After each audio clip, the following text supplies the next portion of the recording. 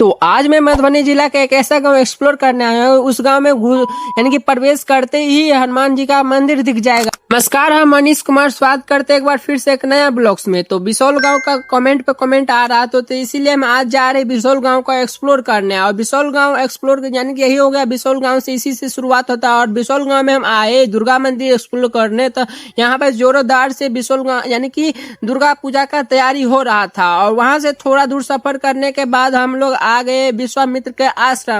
यह वही विश्वामित्र का आश्रम है जो प्रभु श्री राम को विवाह करवाया था। तो चलिए, और यही विश्वामित्र का प्रतिमा है। और कैसा लगा ब्लॉग कमेंट में जरूर बताएगा। यहाँ से एक्सप्लोर करने के बाद थोड़ा दूर सफर करने के बाद हम लोग आ गए बिसौल गांव का हनुमान मंदिर, जो कि देखने में बहुत अच्छा लगता था। और मंदिर परिसर घूमने के बाद हम हनुमान जी से दर्शन कर लिया और इसके बाद हम निकल दिए घर की ओर। तो कैसा लगा ब्लॉग कमेंट में जरूर बताइएगा। यदि आप लोग का गांव का भी ब्लॉग्स बनवाना है तो कमेंट में लिख दीजिए अपने गांव का नाम है। तो मिलते किसी अगले ब्लॉग्स में, तत्काल के लिए पेज को फॉलो कर